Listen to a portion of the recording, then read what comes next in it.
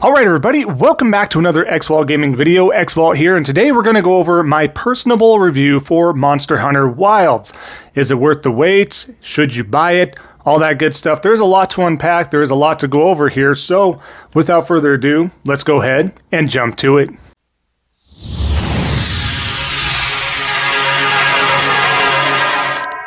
Alright, so like I was saying, what we're going to do is jump right into the review for Monster Hunter Wilds. Yes, this is the next mainline edition, the next mainline entry into the Monster Hunter universe, and boy, do I have to say that I'm pleasantly surprised right out of the gate for this game. Coming from somebody that didn't play the PS2 iterations and stuff like that, or generations, or I only dabbled into the 3DS versions and stuff like that, just coming right out of the gate here, I think this is a great entry point, especially for those that might be new to Monster Hunter, and something tells me there might be a lot of you out there that are. Not everybody jumped into Worlds or Monster Hunter Rise, but that being said, let's see how this works from the get-go. From the get-go, it does have a campaign as usual, or I'd say as of late, they typically do have the Monster Hunter campaigns, and they continually do get better. And this one, is the campaign, is the story amazing?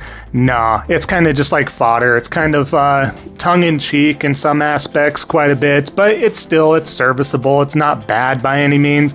It's just nothing to write home about, nothing to win some sort of Golden Globe or Oscar or anything like that surrounding it, much like we kind of like the campiness of the Resident Evil games. Again, this is coming from Capcom, right?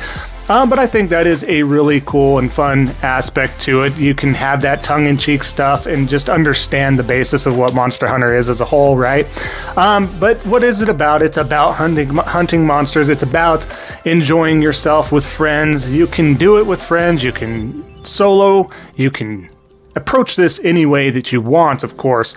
I think that's the fun aspect to it. What I do like is in the beginning of this, you do get to, of course, check out many different weapons. They, of course, again, are unlocked to you right away. You get to try them out on some dummy stuff. You get to try them out on barrels, all sorts of stuff to really get a feel. It has a better tutorial in the beginning, and that's how I view this main campaign as well with Monster Hunter, is that it does become a little more hand-holdy than what most, I would say, Monster Hunter veterans are accustomed to. You're usually kind of thrust into things and figuring it out yourself, or maybe you're just gonna have to go on and look at some how-to tutorials and videos on YouTubes and that, and see what kind of transpires for you there. But at this point, I think it does a really good job just really explaining. You're gonna have to read a little bit, you're gonna have to pay attention to some dialogue, you're gonna have to pay attention to some aspects of the campaign.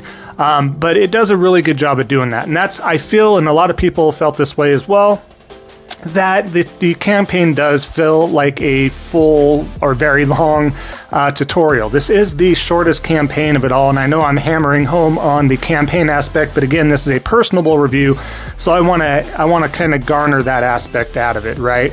But it is, and the real game, again, akin to Monster Hunter veterans, you know, after you finish the campaign or the main quest lines, you then transpire over to the true endgame, which is the high-ranked hunts and stuff like that, the later to be added, of course, free content updates and the eventual DLC that will be added, stuff like that, the true endgame stuff. But this does just a really good job, so I just want to give a lot of props to that. I do appreciate it. I think things are more streamlined when it comes to that. Now, the map system and stuff like that, that does, I still feel need a little bit of work, because you got I would say the second story versus the first story is how I'm going to describe that. And sometimes things get a little maze-like, and for better or worse, right? That part kind of is a little bit of a hiccup, but a very small, minor nuance, because you have your secrets or sacrets, however you want to pronounce that. I won't hold anybody at fault if you don't hold me at fault for how to pronounce those names, but those are the little creatures that you do ride, reminiscence of a chocobo, mixed with a hybrid raptor or whatever the case is. Really cool, because not only do you get to customize your own Monster Hunter character, as you know, as of late especially, it has a very good robust customization for your Monster Hunter character. You also get, in addition to, of course, your Palico customization, they do a great job on that as well, but they take it another step further, and I think it's pretty detailed in regards to your sacred here and how you can update it, how you can change it as often as you want for your customization for colors and looks and all that. So that's great. But that being said, circling back around, your Sacred, you ride, you can hit the up digital or whatever it is on your preferenced platform, and you have that trail. If you do have a place marked on the map, if you know where you're going right away for the quest objective, it has that automatically tagged, and you can just hit that up digital and it goes on its merry way. You can grab supplies and items along the way, do all that sort of stuff as well. Everything makes its normal return from crafting, as well as combining elements. You got your gem socketing system back, your eating, of course, your traps, your everything that you're used to, and then some from the previous Monster Hunter game. So that's all there and in tandem, right? So I think that's really great. And then, what can I say? I always wanted to be a bow main, liked it. I kind of got away from it because back when I really started getting heavier into Monster Hunter, if you all remember, all the bow mains remember from Monster Hunter Worlds, you had that arc shot with the boulders falling and all that. And what it did, if you're in a group, if you utilize that move, it would knock them out of the way and stuff. I really enjoyed that. Yes, you could use it playing solo, obviously, but I just really enjoyed that aspect of the bow. And when that was a hindrance, because I mostly played with others, I rarely soloed in that game. And, so it was just unfortunate. So in this aspect, by the way, I'm proud to announce that the bow system with the new arc shot does not have any sort of knockback effect towards comrades, towards friends, in any multiplayer aspect, which is great. So you can just kind of have those rain of arrows happen, do their system and all that. I think that's fantastic. I haven't got to mess around with a whole ton of different weapons yet in this version. In past versions, whether it be Rise and stuff, I really enjoyed the hunting horn because I also tried to main that in Worlds, but it was very difficult for me. I was pretty much garbage at it. So who knows? I need to, like I said, test out a lot of weapons in this still, but I do have the completion of the campaign, and I'm at the entail of the high rank hunts at this point in time, so I feel like I have a good, hands-on impression for this game. In that aspect there, let's talk about the locales. The locales are great. Everything looks great. You got the jungle to the desert to ice cavern type of stuff, and you name it. I think all the locales are done very well. This is open world. However, you are going to have some aspects that does feel a little more linear still at that point, but it still works, and it still is technically open world if you want to base it off of that. And I think it's a really good inclusion for this game. The hunts themselves. Now, the hunts themselves are tried and true, and I feel like they just genuinely put even more thought, as expected, right? Even more thought into these hunts because it just makes it seem more fluid, more fluent. You get more aspects to the hunts themselves, and I'm talking about things added like the wound system, so then you can target that, especially again as a bow main, little bias there. It's easy to sit back and be that bread and butter player where you're hitting those wounds, knocking them down, stunning them, distracting them, whatever the case is, helping out your buddies, and really taking in and pouring in the damage in regards to that. And of course, as a melee player, you can do the same thing with the wounds and stagger, all that stuff as well. But it just really creates that extra dimension of it. And I like the fact that you can really tell that you're damaging them and the wounds are opening eventually. And it has a really good highlighted system for that. I think there's just really, really good aspects. I feel like it plays a little smoother. Obviously, they learn from it. It's been many years. And for the team to kind of learn from Worlds, learn from the team that did create Rise, perhaps, and go over that. Because, again, Rise had two counterparts. You had the Palico, you had the dog character, you had all that stuff. But I really felt like Rise, of course, again, different team. It was a lot more linear, really mission-based, didn't really pull me in. I finished the main campaign a little bit after, but I was kind of bored. This one, in Wilds, makes you strive to do more, to do better, to complete everything as possible, as much as possible. Some folks are coming back saying, well, this is easier. This is the easiest Monster Hunter game I've yet to play. You're not wrong, it is. It's a little bit easier in a lot of different aspects, but that could be, again, contributed to the fact that it is more nuanced and fluid, I think. And then keep in mind, right, guys, if you are a Monster Hunter veteran, if you are a Monster Hunter veteran, you know how this game plays as a whole. You have the core elements, you know how to do it, you know the timing, you know the rhythm, You know how quick it's going to take you to learn monster fights. Just keep that in mind, that if you're a veteran player, of course it's going to be even more easy for you to just jump in and do your thing. You know, you guys are pros, you're veterans out there. You're going to make it seem a lot easier than if I was to give this to, let's say, my wife and say, hey, here's, you know, a beginner-friendly weapon. Go have at it. You're going to be fine. You're not going to faint. You're not going to do anything of that sort. You're going to be able to coast through the campaign. They're not. It still has a difficulty level, still has a little bit of a spike in a lot of areas and stuff like that. So do keep that in mind. Is it a little bit easier? Sure. But not to the point where it's like, it's so easy, it's boring. I don't think that's the case.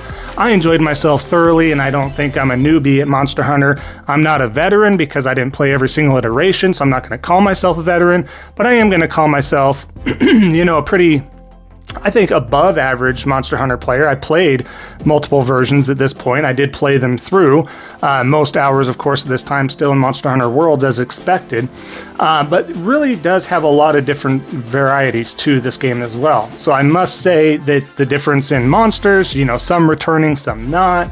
Some new monsters allocated to the ecosystems. I think that's fun. And I think they're really good monster designs. I don't really dislike any one monster. I mean, personally, Zuwu, the octopus character, not a huge fan of that guy, but that's just probably a skill issue because I don't know at this point in time. I haven't fought him enough to know how and where he's attacking. Again, that's part of learning the fight.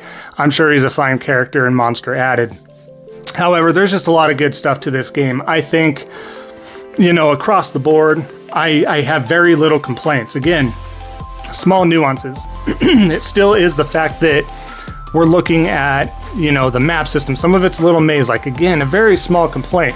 And then number two, I still would like it a little more streamlined when regards to inviting your friends and whatnot, and these link parties and systems like that to somebody new. Again, making this personable. For me, I was able to eventually figure it out before too long. But right away, even for me, I was like, this is a little bit of a clunky system trying to get and figure this out. Again, you put the casual or first timer into this Monster Hunter game, their first Monster Hunter in general, perhaps. Just keep in mind, that's going to look really wonky to them. They're going to have a hard time figuring out how to invite their friends if they're both new or whatever the case is.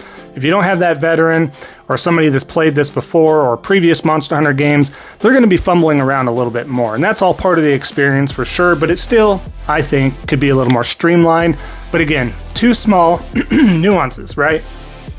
In addition to this, I do want to leave off saying that this game performs really, really well. I am playing it and have played this, and the footage that you are seeing throughout this review is coming from the PlayStation 5 Pro. It does very well. You're going to see everything's running smoothly. I'm not seeing any hiccups. I am playing in a balanced mode right now. In addition to that, I do have, and I will be honest with you, a couple stutters when loading into an area. Once in a while, kind of juddery, stuttery type of thing, and then it fixes itself. I don't see it again. It's a matter of 3 seconds, and it's not every time I enter an area. Every once in a while, if I'm going from locale F to locale A, which means maybe the Scarlet the forest, or we go over to the other side of things, the icy caverns, and you're getting an area totally loading up. A little bit of a slight hiccup. Again, I don't know if that's more of a dev issue for optimizing to the consoles or whatnot, or if that's the actual console not having enough power.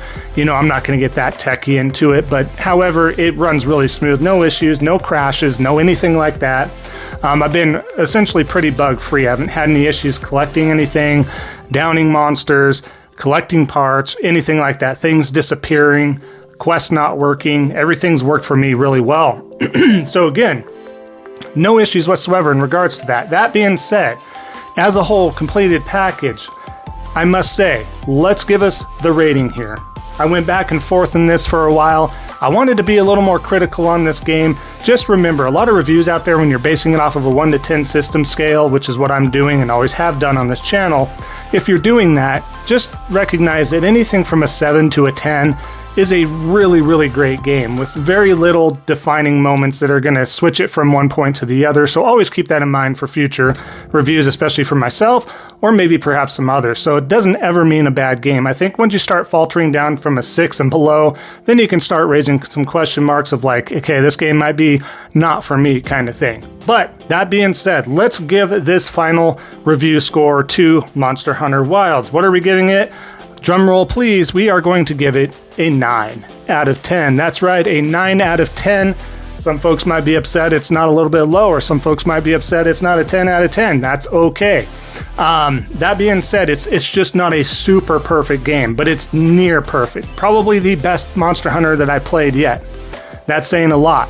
You know, it really has leaps and bounds, but there's some streamline and some nuances that I don't want to spend another hour in this video going over.